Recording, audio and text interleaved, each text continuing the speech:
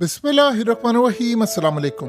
आज यूक्रेन और रशिया की जंग बिल्कुल एक एटमी जंग में बदलने वाली है और ये पॉसिबिलिटी है कि पूरे का पूरा यूरोप इसमें लपेट दिया जाए। जो लेटेस्ट डेवलपमेंट हुई है वो इतनी खतरनाक है कि आप ज़ेलेंस्की का चेहरा देखिए कि उसके पास छुपने की जगह वहां पर कहीं जाकर वो अपना मोबाइल फोन सामने रखता है और वहां से वीडियो बनाकर खुद ही पूरी कौम से खिताब करता है। उसके पास एक प्रॉपर कैमरा नहीं है, यानी आप अंदाजा करें इस लेवल पर उसकी हालत इस वक्त खराब हो चुकी है, क्योंकि जो रशिया ने किया है और फिर यूक्रेन ने किया है और अब यूरोप के साथ जो होने जा रहा है वो बहुत ज्यादा खतरनाक है। ऊपर से ट्रंप ने यूक्रेन को कह दिया है कि तुम पर जो अब अटैक होने के लिए जा रहा है वो सारे अटैक से बड़ा होगा, और उन्होंने ऑलरेडी इन्फॉर्म कर दिया। और आपको पता है कि उनको सोर्स जो है एक तो रशिया है और दूसरा उनका अपना मामला। ये जरा समझिए हुआ क्या है। पिछले 48 घंटों में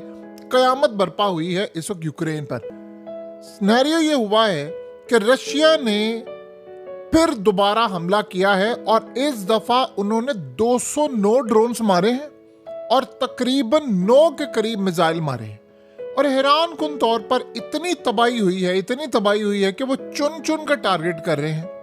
और जो असल कहानी है वो ये नहीं है कि रशिया ने हमला कर दिया है, अमेरिका ने वार्निंग दी है यूक्रेन को कि जो अटैक अब तुम पर होने वाला है वो अटैक आज से पहले कभी भी नहीं हुआ कि इतना खतरनाक अटैक है कि तुम्हारी इंटेलिजेंस इदारों की बिल्डिंग्स उड़ाई जाएंगी।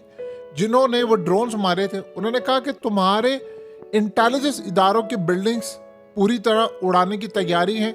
जिन बॉम्बर्स को तुमने तबाह किया था, इनके न्यूक्लियर बॉम्बर को या स्ट्रेटेजिक बॉम्बर्स को, वो अटैक करने के लिए जा रहे हैं। और उसमें उन्होंने बड़ा क्लियरली बताया है कि तुम्हारे एनर्जी इंफ्रास्ट्रक्चर उड़ा देंगे, ये पूरी तरह बिजली तुम्हारी चली जाएगी और उसके साथ साथ तुम्हारी जो SBU और दीगर जो बिल्डिंग्स हैं वो भी जाने वाली है।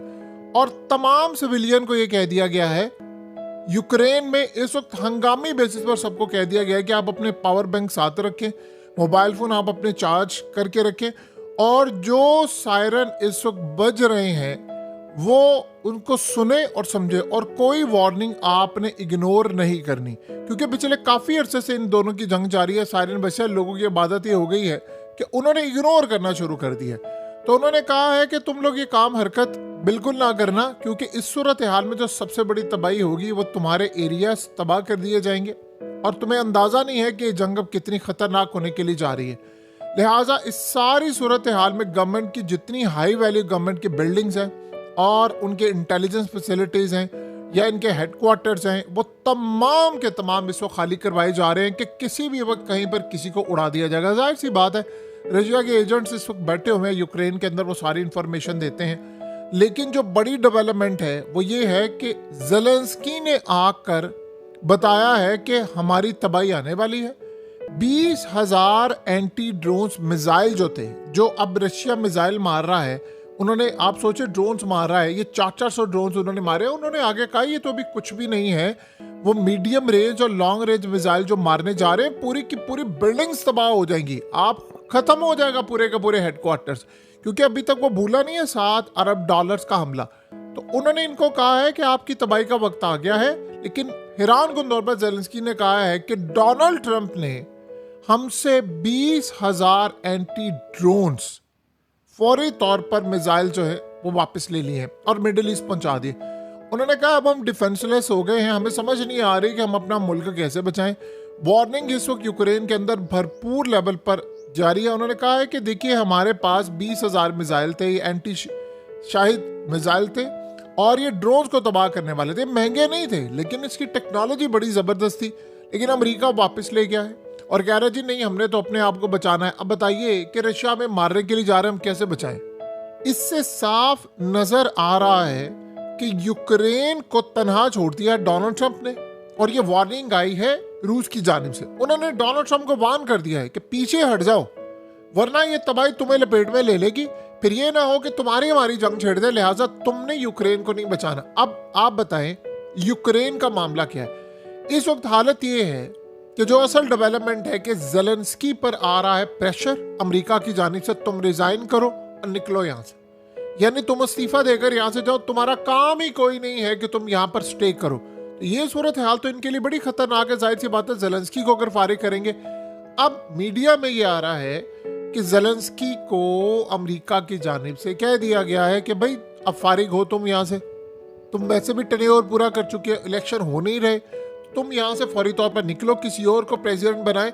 और ये जो खास तौर पर उन्होंने 20,000 एंटी ड्रोन्स मिसाइल यहाँ से निकाले हैं, अब रशिया की जानिब से ड्रोन्स आएंगे, मिसाइल आएंगे, तो उनको रोकेगा कौन? अब मिसाइल नहीं होंगे, इसका मतलब है कि अमेरिका ने फैसला कर लिया है कि उन्होंने यूक्रेन को अब तनहा छोड़ देना है। उन्होंने किसी सूरत यूक्रेन को साथ नहीं देने देना, ना किसी और को ना खुद।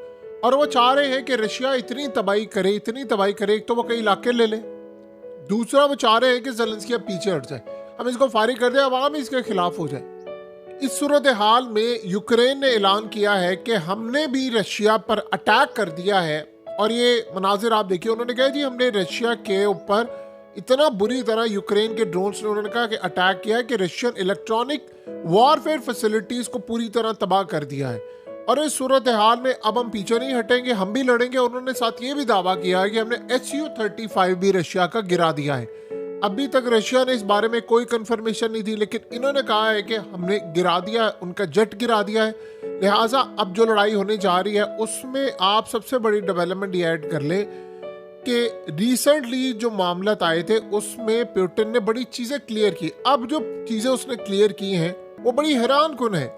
पुतिन ने कहा है कि अमेरिका के पास अर्ली वार्निंग सिस्टम है, यानी अगर उन पर कोई न्यूक्लियर मिसाइल मारा जाए तो अर्ली वार्निंग सिस्टम है। जाहिर सी बात है या तो उसको वो रोक सकते हैं या नहीं रोक सकते। और अगर लेट से नहीं रोक सकते तो उनको पता चले कि न्यूक्लियर आ रहा है, वहाँ से न्यूक्लियर वॉर हेड्स हैं, तो वो भी दूसरे मुल्क के ऊपर अटैक कर देंगे। तो 10, 12, 15, 20 मिनट का टाइम होगा, वो भी ये काम करेंगे।